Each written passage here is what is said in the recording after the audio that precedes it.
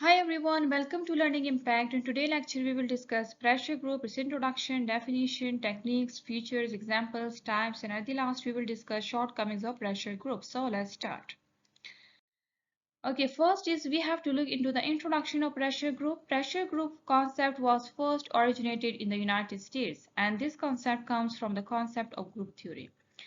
Now, what does it mean by group theory? Group theory actually states that group is basically constituted of individuals who have shared interest, and to fulfill their interests, they organize as a group and set their objectives to achieve those interests. It means that group is basically the collection of individuals who have some shared interest. Now, this shared interest may be because of their similar hobby, maybe because they share any characteristic in common, and also to fulfill their interest. Now this interest, it might be a short term, it might be a long term goal which they have to achieve, and all individual when they feel that they had some interest and a characteristic orientation towards a particular group, they tend to join that and become member of that group. So in when once they become member of that group, they organize themselves as a group and set their objective to achieve those interests. So to achieve the interest which is similar to other individuals who are part of this group, they use a collective effort and teamwork to achieve those interests. This is how the group theory states that how the group formed and what is the main purpose to form the group. So in case of the pressure group, which is also the type of the group, it is also the constituted of individuals who have shared interests, but what is their interest and what is their major goal? We will discuss it in definition of pressure group. Pressure group is also called the lobby group or interest group. Why it is called lobby group? Because lobbying is a technique which they use. And it is also called the interest group because it is a particular interest which the individuals share and they form a kind of group which is a pressure group. So we will discuss this lobby group or interest group in later uh, later in this lecture. Okay, then what is the meaning of pressure group? Pressure group is actually a group of people who have similar kind of interest, or we can say the shared interest, which is organized themselves, and they pressurize the government to a point of gaining recognition, legitimization, and realization of their vested interest. So as per group theory, it is the collection of people who have some similar kind of interest, and according to group theory, the individual, they must organize themselves.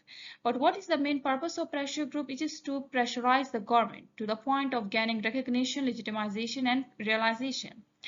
That's why it is called a pressure group, because its main purpose is to put pressure on government, on the policy makers, to demold the direction of the policy makers in favor of their own interest. So what does it mean by recognition, legitimization, and realization, which is their main purpose for which they pressurize the government? Recognition means the acknowledgement of the existence or validity or legality of something. So they pressurize or they put pressure on the government to acknowledge this pressure group, acknowledge their interest. And legitimization means that legitimization in social sciences refers to a process whereby an act, process, or ideology it becomes legitimate by its attachment to norms and values within a given society. Means that when they try to conform to the norms and values of the society, they become legitimate group of society. So the pressure group, they also pressurize the government to give legitimacy to this group so that they can work, free and openly in our society. And third is the realization of their vested interest. Realization is the achievement of something that have been desired, anticipated. So in case of the pressure group, they pressurize the government to acknowledge them, which is the recognition, to legitimize them in society so they can work freely, and also to have them to achieve their interest, their goals. So the goals of the pressure group, it varies from the type of the pressure group, that what for which purpose it has been made. There are many types of the pressure group which we will discuss at last of this lecture.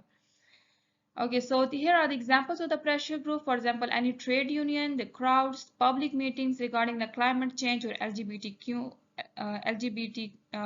plus individuals.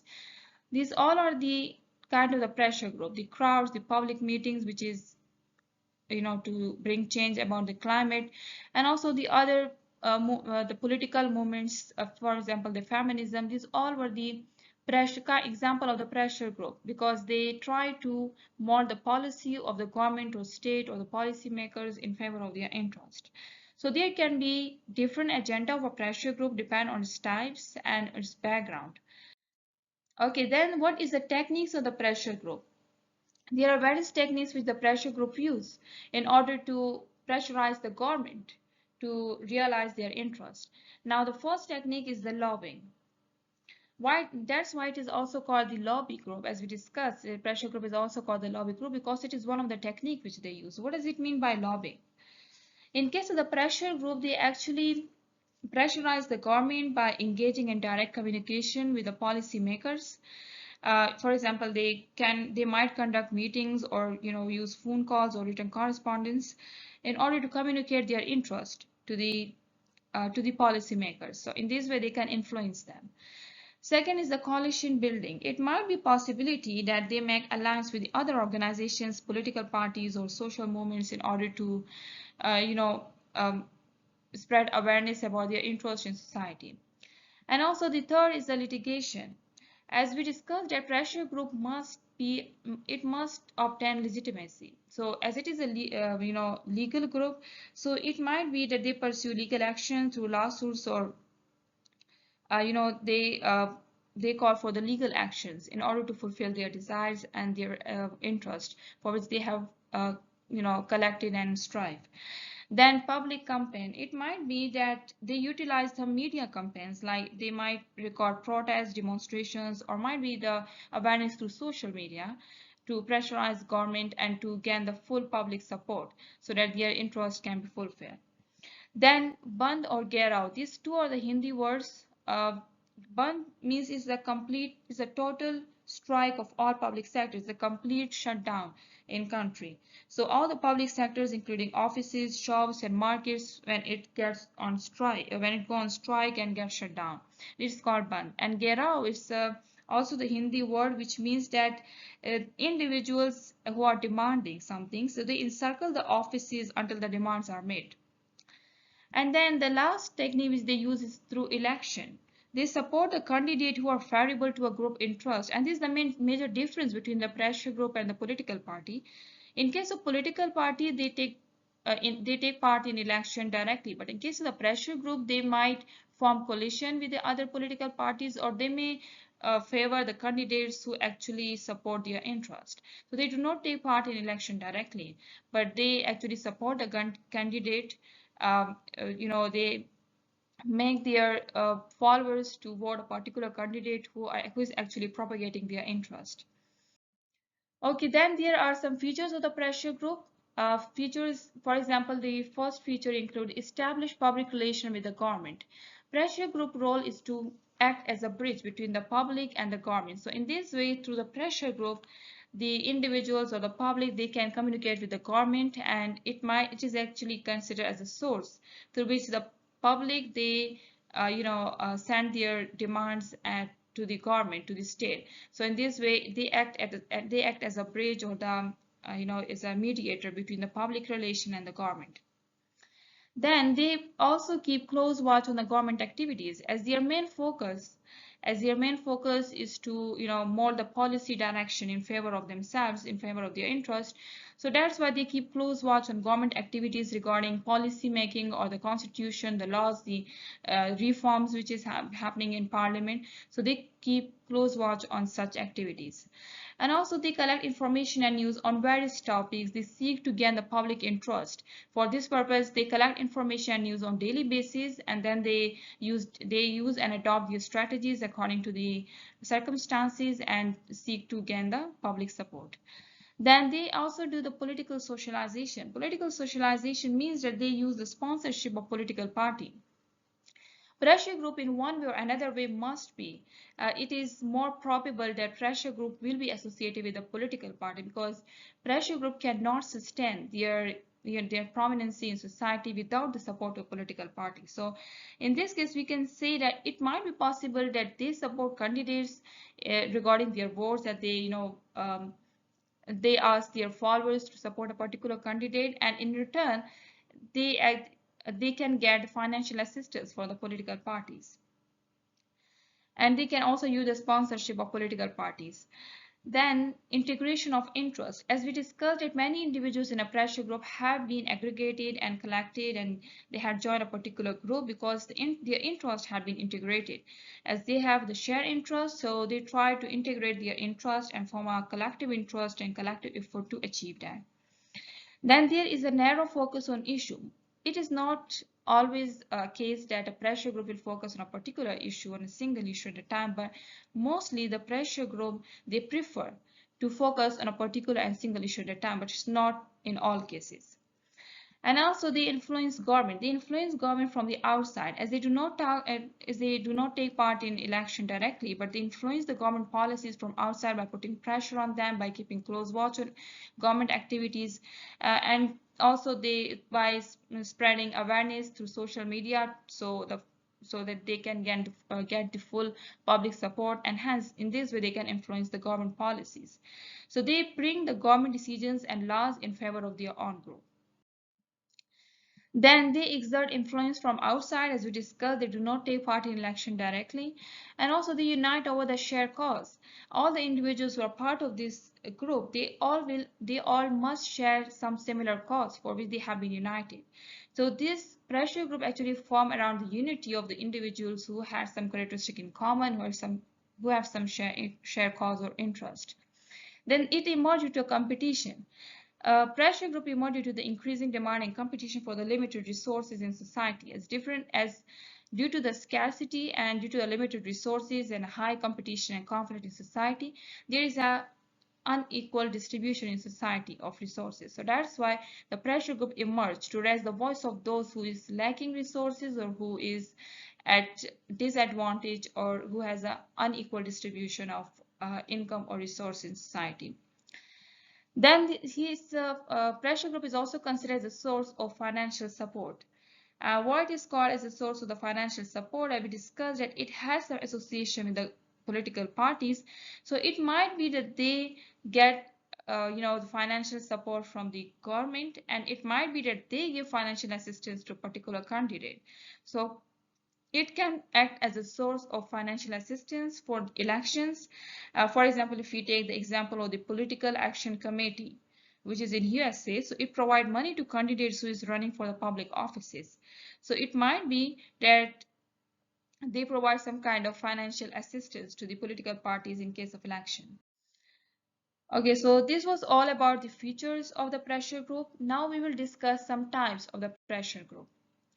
There are many types of pressure group. It includes the cause-based group, economic group, identity-based group, professional, single-issue group, protectional, promotional, and also the other types of the pressure group, which include the associational group, non-association, institutional, and anomie group. These all are the types of the pressure group, depends on the interests which they serve, and also depend on their history and their foundation, on the basis of which this group has been emerged. So now we will discuss each of these types one by one.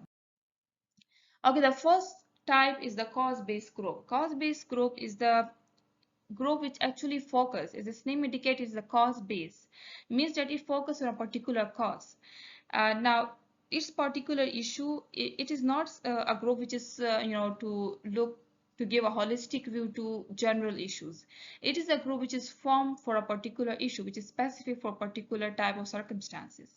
Now we can see that it refers to a social group which focuses on particular issue. This particular issue can be related to anything, like for example the environmental protection, or the civil rights, or the animal welfare, and it might be the religious organizations, the churches, which is serving a particular issue. For example, the environmental protection, the civil rights group, and the animal welfare. These all are specific in their role because they have a particular cause to serve. Then the second type is the economic group. As its name indicates, economic is related to a financial assistance, or related to a finances. So we can see that it is a group which actually represent the agriculture, the business, industries, labor unions, and also the profession associations. So it is actually representing all of the sector which is associated with the economy of the country, or which is associated with any finances. So it seeks to promote policies that benefit their members financially. Economic group is a group which actually promote policy that benefit their members financially. So such kinds of group may include, for example, the entrepreneurs, the business community and also the agriculture. It can also associate with agriculture, industries, the labor unions, and also the charitable bodies and also the trading blocks. These all are the examples of the economic group as its focus is on the finances. Then the identity-based group. Identity-based group, it refers to a social group which advocate for the rights and interests of a specific demographic group. So we can see that it is the social group which actually raise the voice for people or particular community who is actually titled to a specific identity. For example, all the social group which had been formed to raise the voice for the ethnic minorities in a country, which has a particular identity. Also, those social group which has been formed for the women rights, as women is a particular social category of our society. So identity-based group is a group which is specified towards a particular identity or category or the social aggregation. So for example, women rights groups and also the LGBTQ plus individuals, is this a particular community we can say, and also the ethnic minority group. These all are the examples of the identity-based groups. Okay, then the other type is the professional group. Professional group is a group which actually represent individuals within a particular field or industry to influence policies related to their profession. Now, the professional group interest is to look on the policies, to keep track or to keep watch on policy that is related to their profession from which they belong. Now, the professional group is mostly the collection of individuals who is associated with a similar profession. For example, the Doctors Association, the Pakistan Bar Council, which actually look into the matters of the lawyers association in Pakistan, and also the Teachers Association. So as the individuals of this group, they have the shared profession, and also they keep watch on the policies regarding their own profession. That's what is called the professional group. Then the other is the single issue group. Single issue group is a group which is actually focusing on a particular issue, on a single issue at a time. It is different from the cause-based group, because in case of the cause-based group, which was the first type of the pressure group which we discussed, in that case the pressure group was formed to focus on a particular issue. In case of single issue group, it is focused on a single issue at a time. For example, it refers to a social group which focuses on a specific and single issue at a time. That's what is called a single issue group. That, for example, in case of the gun control, there is a National Rifle Association in the United States which focus on a issue of gun control. Also, the groups which particularly focus on abortion rights or which group for the immigration reforms. So the group which actually deal with a particular or a single issue at a time is called the single issue group. And such kind of the pressure group, once the problem get dissolved, it get dissolved. But mostly the issue which they focus is the long-term issue. That's why it takes decades to solve this issue. As we discussed, for example, the women rights issue is going on for decades. So that's why mostly those kind of the pressure group which is focusing on such type of long-term issue, they mostly prevail forever, mostly for decades. Okay, then the protectional pressure group. Protectional pressure group, is its name indicates protectional. So their interest and their goal is the safety and the protection. It's not the propagation of ideology or to give rise to any particular or new emerging ideology, or to modify the approach of how to deal the specific problem. In case of the protectional pressure group, it focuses on protectional and the safety roles. For example, the children protection, the animals protection. Such kind of the pressure group is called the protectional pressure group. For example, Association of Child Protection Professional in UK, which actually focus on the children protection. Okay, then other type is the promotional pressure group. Now, it's opposite to the protectional one, because in case of protection, we focus on a safety issue, but in case of promotional, it focuses on promoting a particular approach, issue, or idea that may not be of direct benefit to group members. For example, all the movements that arise with, for example, the movement which was arise in Pakistan, Justice for Zainab, after the the gang rape, after the rape of the murder of the Zainab case. So such kind of the issue, such kind of the pressure group was actually promoting an issue which was the murder case, and it might be possible that movement emerged to promote a particular idea. For example, the feminism, there are the three waves of feminism which were promoting different ideas regarding the women's rights. So it might be that they promote a kind of approach to, to solve a particular issue. So promotional pressure group actually focus on approaches, issues, or ideas. They actually promote it. And it might not have a direct benefit to group members, but it can bring social change in society, and also at the intellectual level, it can bring development. So the examples, for example, Fathers for Justice promoting the rights of father. Now, rights of father is the idea. So when it's promote the idea, it is called a promotional pressure group. Okay, then associational group. Associational group is a social group which is formally organized in the form of the registered bodies having their own constitution, rules, finances, records, addresses of the offices and other like this. So we can see that association group is the most formal and organized group. So they will have some registered bodies, means that in order to join this kind of group, one has to pass through formal documentation. They have to fill that. So there's a formal process and registration system to join such kind of group. And also they will have particular constitution which individual have to follow. Otherwise, their registration will be suspended. There will be some particular rules, finances, records, and also there will be, in case the association group, there are some offices in which they work. There's a particular region or territory or offices where they work. So these all are the signs that association group is a kind of the formal group. It is not like the crowd which uh, who is recording a protest on roads. Association group is a group which is organized through the registration body, through the constitution, rules, finances, records, and also they have their formal structure like offices where they work. So the association group example could be the trade union and the social clubs, which actually work on the specific constitution, rules, and regulation, mostly the constitution of country, the state. It worked accordingly. It is called the associational group. Okay, then the other type is the non-associational group. Non-associational group is opposite to the associational one. In that case, there were the necessity of the registered bodies, the rules, regulation, constitution, finances. But in case of the non-associational group, it refers to group which is not properly organized. Mostly it is in a form of aggregate and spontaneous one. So to join such kind of the non-association group, there is open membership. There is no need of to pass through some registration bodies or documentation in order to join this group. There is open membership. Any individual can join if their interest is aligned to the interest of the non-association group. So mostly they are in the form of the aggregates and the spontaneous one. It might be that the non-association group form on the basis of caste, also on the basis of the ethnic group, the racial or linguistic. So these are the kind of group that might be there might be a possibility that is something. It might form on the basis of the ascribed status. For example, in which caste individual has born. So it might be that the caste group, the caste in which individual has born become a non-association group for him, and it might be that particular language which he used to speak, he's just because of his language, he's part of a particular linguistic group, so such group can become non-association group for him.